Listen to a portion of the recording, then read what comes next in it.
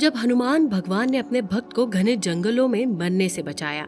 हनुमान भगवान न सिर्फ अपने भक्तों के लिए हमेशा मौजूद रहते हैं, बल्कि जो कोई भी संकट में हो, भगवान उनके भी तारणहार हो जाते हैं और उनकी रक्षा अपनी जान से ज्यादा करते हैं। तो क्या हुआ जब टिकमगढ़ में जंगलों में मरने की हालत में खड़े आदमी को हनुमान ने मरने से भी बचाया और भगवान श्री राम से भी मिलाया। अंकुर पुरोहित दिल्ली विश्वविद्यालय का छात्र जो अकेले ओरछा में भगवान श्री राम के मंदिर में दर्शन के लिए गया था। ओरछा का ये मंदिर टिकमगढ़ के घने जंगलों से लगा हुआ है, जिसे दुनिया के सबसे घने जंगलों में से एक माना जाता है। माना जाता है कि यहाँ अक्सर जंगली जानवर और चोर लुटेरों का भय लगा रहता है। ये मंदिर बेतवा और जमुनी नदी के किनारे पर मौजूद था।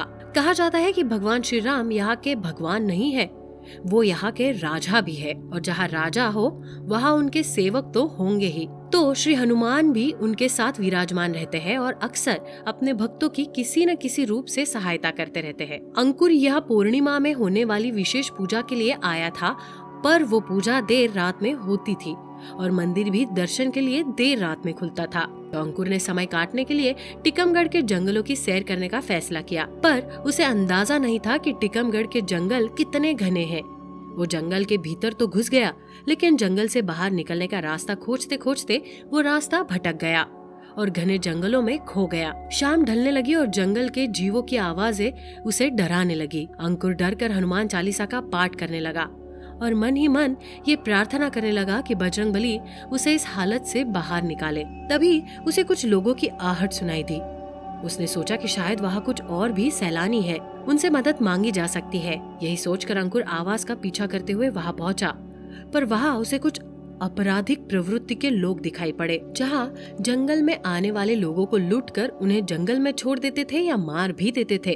अंकुर को अकेला देखकर और उसके हाथों में महंगा फोन, कैमरा और घड़ी देखकर ये लोग उसके पीछे भागे। अंकुर को अब तक एहसास हो चुका था कि वो गलत जगह पर फंस चुका है। वो अपना पूरा दम लगाकर भागा, पर वो जितना अंदर जाता उतना ही जंगल के अंदर फंस जाता। एक मोड़ पर आकर उसे बेहद घनी झाड़ियां दिखी, जिनके पार जाना लगभग असंभव था। ऊपर से वहाँ सांप होने का भी खतरा था। अंकुर अब बुरी तरह से फंस चुका था। ये सब सोचकर वो फूट फूट कर रोने लगा, पर तभी वहाँ बंदरों का एक झुंड पहुँच गया। बंदरों में से एक बंदर ने अंकुर का कैमरा उसके हाथ से छीन लिया और उसे लेकर भागने लगा। अपना 50,000 का कैमरा जाता देख अंकुर भी बंदर के पीछे पीछे भागा। बंदर जहाँ भागता अंकुर भी वही दौड़ता, पर न बंदर किसी ऊंचे पेड़ पर चढ़ा, न झाड़ियों में गायब हुआ। कुछ देर बाद अंकुर को जाना पहचाना सा रास्ता दिखना शुरू हो गया। उसने दिमाग पर जोर डाला तो उसे याद आया कि उसने ये रास्ता जंगल में आते हुए भी देखा था। अब उसे लगने लगा कि शायद वो इस रास्ते से बाहर निकल सकता है। वहाँ उसके पीछे आ रहे चोर भी जंगल का अंत आते देख वापस लौट गए। बंदर ने उसका कैमरा जंगल के मुहाने पर छोड़कर फिर चला गया। अंकुर ने जब कैमरा उठाया तो उसने देखा कि उसके सामने नदी का किनारा है। उसे अपनी आंखों पर विश्वास नहीं हो रहा था। तो क्या बंदर ने उसका कैमरा इसलिए चुराया ताकि वो उसे बाहर जाने का रास्ता बता सके? उसने सामने से आने वाले एक व्यक्ति से पूछा, क्या ओरछा का राम मंदिर यही है? व्यक्ति ने हाँ में जवाब दिया। जब अंकुर ने व्यक्ति को अपनी कहानी बताई तो उस व्यक्ति ने बताया कि इस मंदिर के पास अक्सर ऐसी कहानी सुनने को मिलती है, जहाँ भगवान हनुमान खुद आकर अपने और राम भक्तों का उद्धार करते हैं। तुम बड़े खुशनसीब हो कि स्वयं हनुमान जी ने आकर तुम्हें जंगल में मारने से बचाया, वरना इतने घने जंगलों में खोकर तो तुम्हारी मौत निश्चित थी। अंकुर ने मन ही मन हनुमान जी को धन्यवाद किया और जय श्री राम जय हनुमान के नारे लगाते हुए मंदिर चला गया।